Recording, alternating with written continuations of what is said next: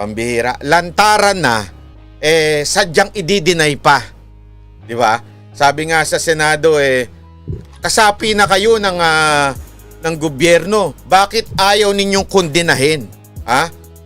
Ang sagot dito ni, di ba, ni Teddy Casino, hindi naman daw nila kinukundina yon kasi nga daw, baka sobrang sumama na ang loob, masyado na silang galit sa gobyerno itong mga NPA, kaya nila nagawa yon.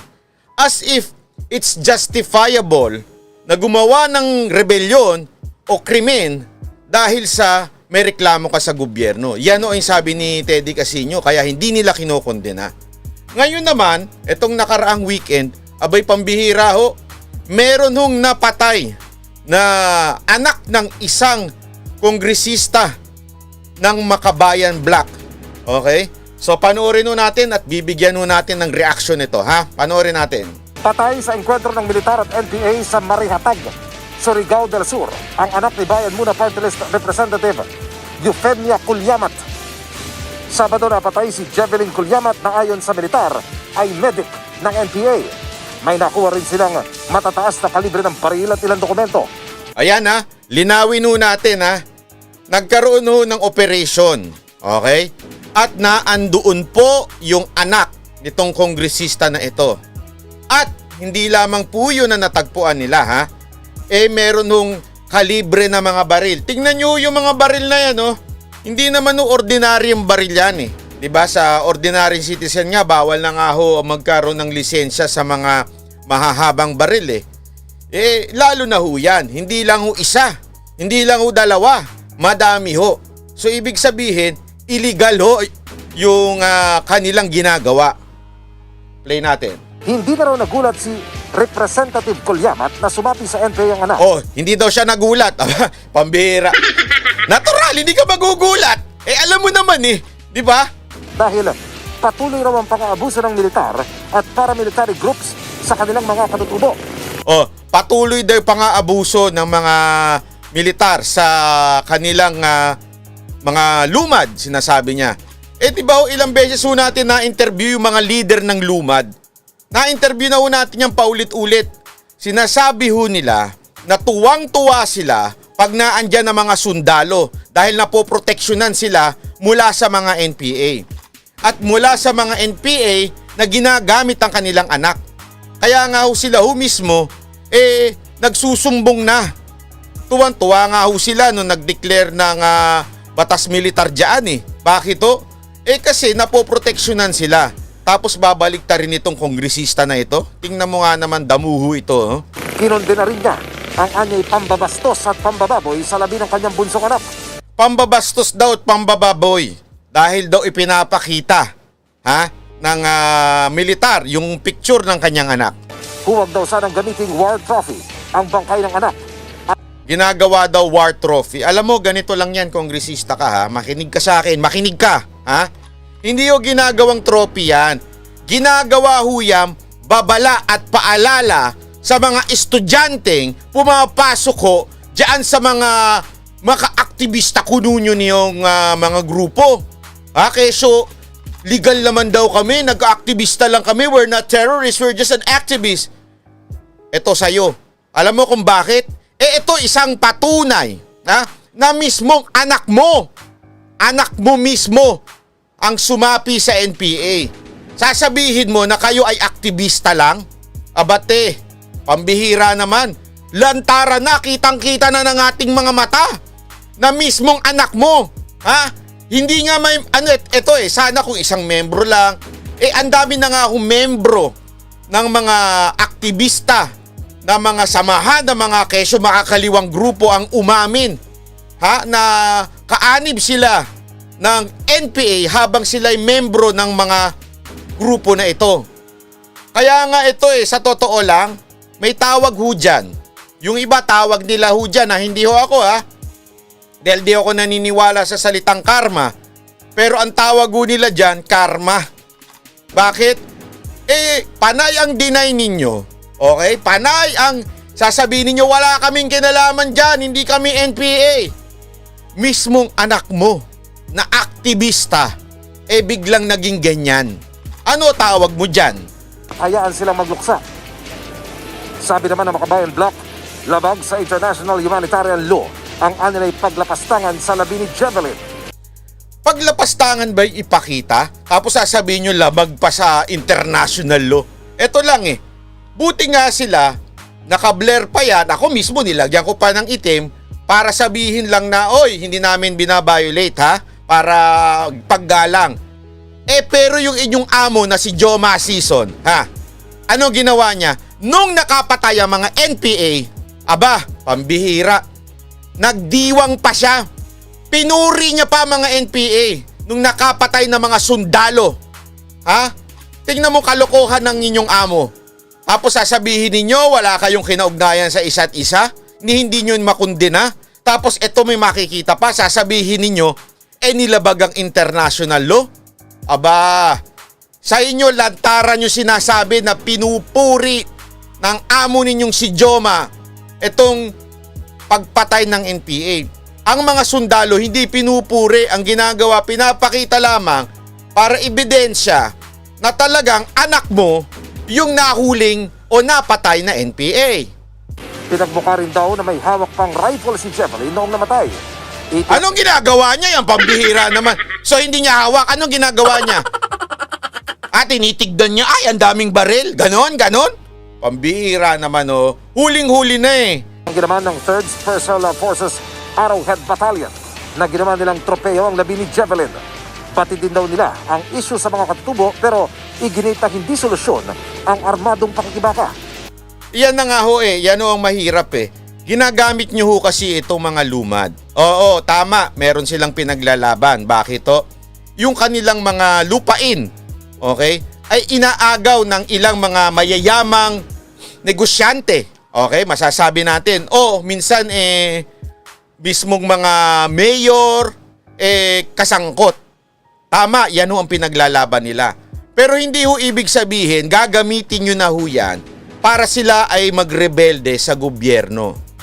Totoo, merong mga government official na loko-loko, damuho, siraulo, at mga nangangwarta lang o di kaya mga mapang-abuso.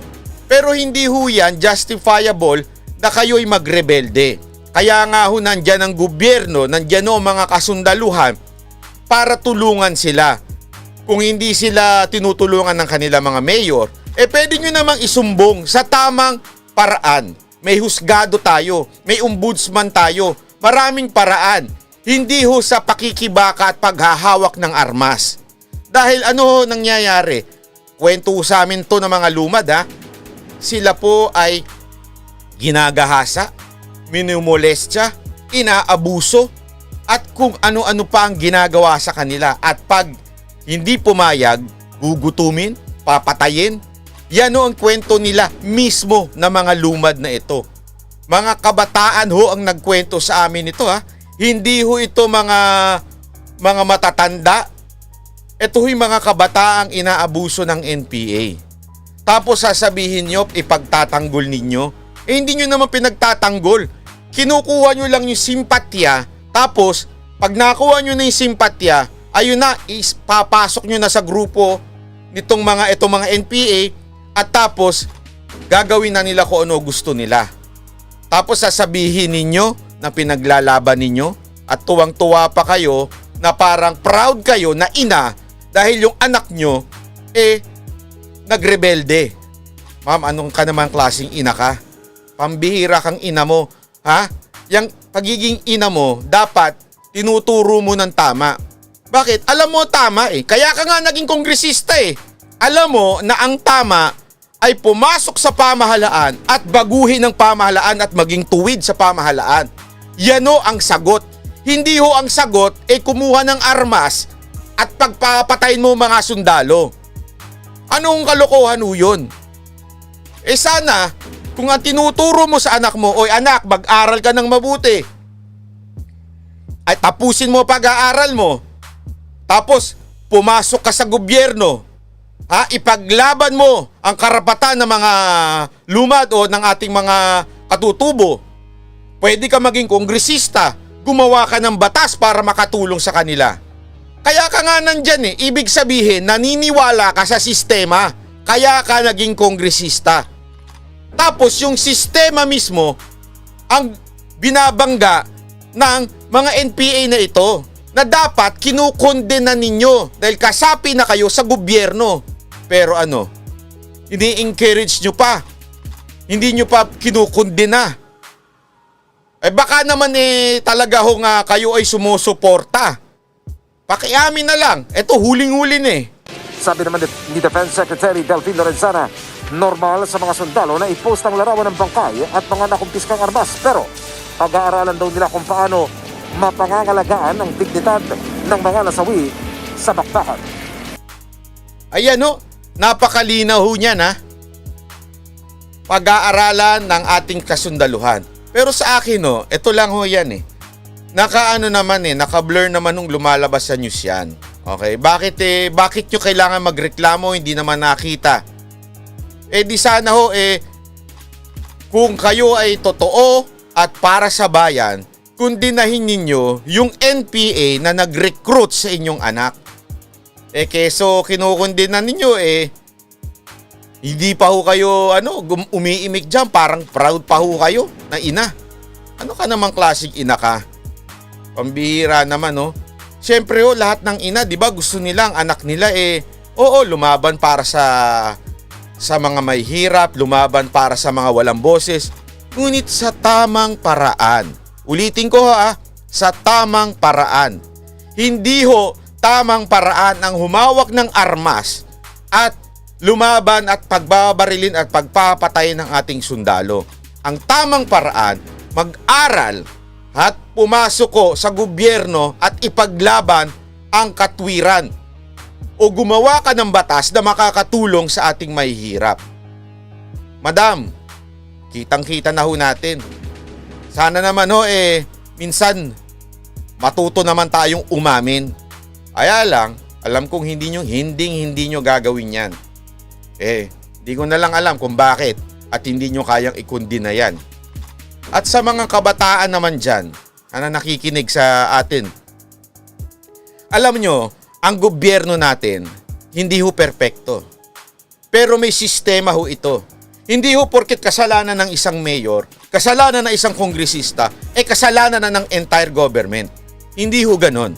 Kung may kasalanan ng isang politiko, meron ng husgado na pwede nating idemanda. Meron nung pwedeng tumuwid sa kanila. Nandyan ho ang DILG. Nandyan ho ang ating gobyerno na tutulong at hindi magkukonsinti sa ganito.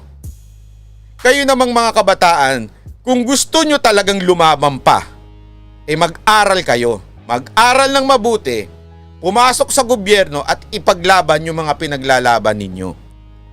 Kung mas maganda, di magkongresista ka o magsenador ka at ipaglaban mo.